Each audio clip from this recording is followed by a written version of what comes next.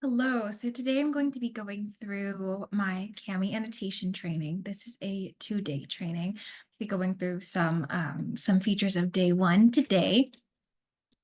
But I'm going to start by introducing what will be covered on each day. And this presentation is essentially designed to present the best of Cami, how to use Cami, how we can train you to use Cami, and why we should incorporate this into our district and why it's going to be so beneficial for all of us. So part of the day one agenda is going to be 9 a.m. going through the agenda. 9:15 a.m. we'll talk about what exactly Cami is for those of you who are unfamiliar with the tool. 10:15 a.m. we're going to talk about why exactly we would want to use Cami. 11:15 a.m. we're going to talk about student engagement. 12:15 p.m. we'll talk about digital citizenship and ethics. And at 1 p.m. we'll go through viability. And I believe I forgot to include, we'll also cover the financials of the tool in day one. Day two agenda is going to be much more of a hands-on day. So that is going to involve using a Cami demo to go through actual practice using the tool. So agenda 9 a.m. voice comment tutorial at 9:15 a.m. We'll move into how to leave voice memos and how to listen to student voice memos, and how that works with Cami and how we can make sure that there's no bugs as it's introduced, because it takes a little bit to get used to, as well as the video comment tutorial, how students can leave video comments and how you as a teacher can grade video comments. Then we have the equation editor tool, which is going to be great for teachers who would like to use Cami in their classroom as a part of covering math or higher math.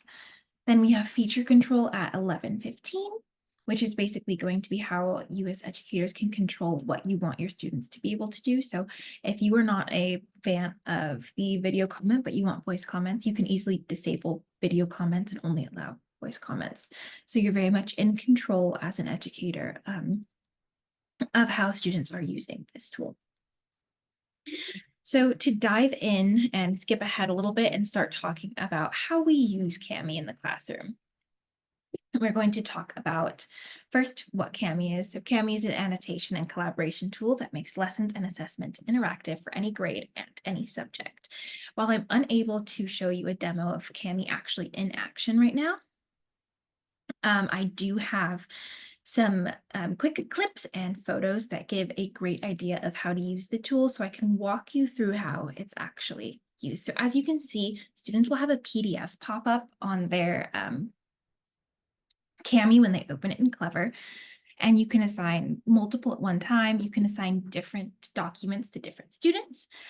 In this example, I think this showcases the collaborative nature of Cami very well. So as you can see, we have a student in the bottom left-hand corner who has left a voice memo comment, which is an amazing feature.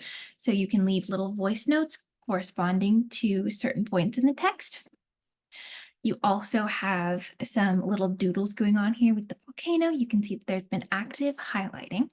And one of the most exciting features on the bottom, you can see those different initials. So students can actually do this in groups. It doesn't need to be individual.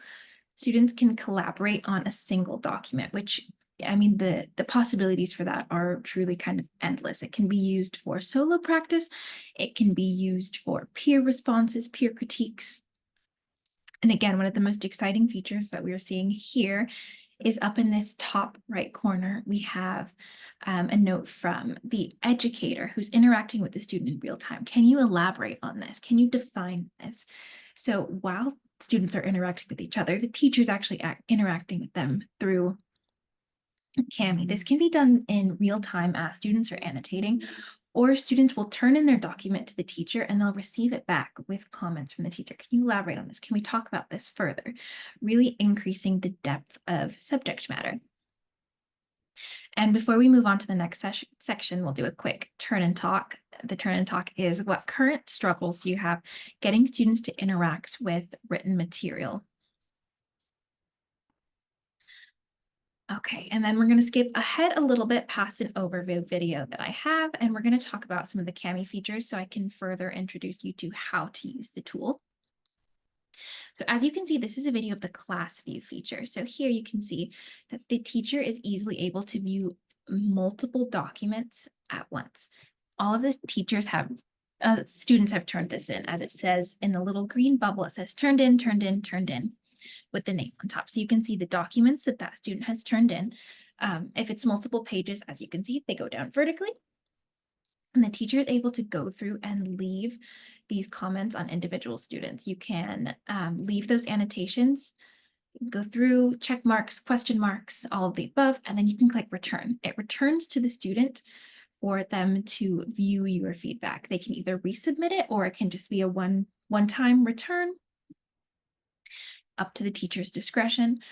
And that is one of the features that is most helpful when it comes to Kami, is time saving, because you can grade all of these documents at once and give this instant feedback to students that is a lot more valuable than them turning something in and receiving it back, a week later, because you've had to grade paper by paper. The more instant it is, the more that they connect with it, because they had just turned that in. They can make that immediate connection to change. Maybe I need to think more about this, or maybe I need to change this part of it. It is also seamlessly integrated with Microsoft Teams and Google Classroom. I know our upper grades use Microsoft Teams. Our younger students go through Clever. It would work with any of those. Again, increases productivity and engagement. We'll have a free onboarding and training that comes with integrating this tool. And there's access to over 40 plus tools and features. So we're really only scratching the surface with what we see here with these little doodles. There's voice memos, video memos. There's so many ways to interact with it. And it says, as it says down here, it is user friendly. So it's not going to be extremely complicated. As you can see from the video, the interface is extremely simple. And grading and returning is essentially 2 clicks. It's going to be very seamless. So skipping ahead to some of our other concerns, I'm going to go through the digital citizenship concern, which with Kami is really no concern at all. I have a quote here about digital citizenship from Choi 2018. In the digital age, where the boundaries between online and offline are blurred due to the rapid development of information and communication technologies, the conceptual scope of citizenship should no longer be limited to that of a traditional one. So students have the opportunity to interact with the thoughts and annotations of other students, as well as teacher feedback. So we're really fostering a collaborative classroom when we are using Kami. Kami is providing an opportunity for students, especially all students. This tool is amazing for supporting students with any kind of disability, because there's so many ways to interact.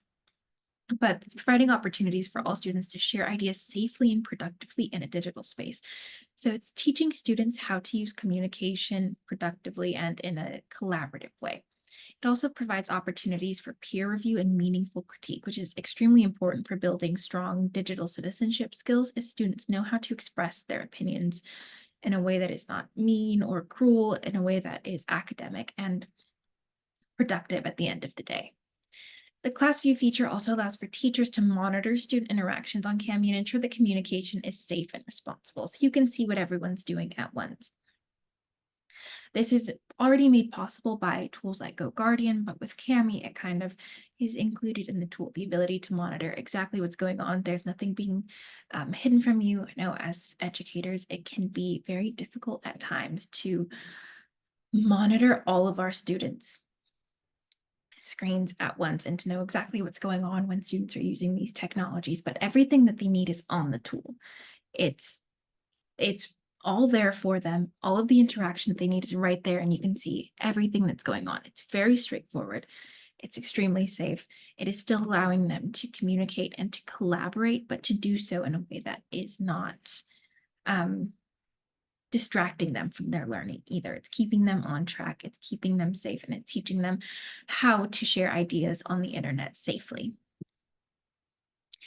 And then finally, I'll just go through some of the financials. So per teacher, this would cost about $99. Per an entire district, this is our small school district, it would be about $10,000 for a single year. But as I've mentioned, this would be extremely worth it for our district. I think we have a lot of technologies incorporated currently, but none that are as accessible as Cami, to the point where this could be used in sped classrooms, this could be used in elementary classrooms, this could be used in high school classrooms. It is all across the board a tool that is going to be extremely helpful to our educators. Alrighty. Thank you for listening.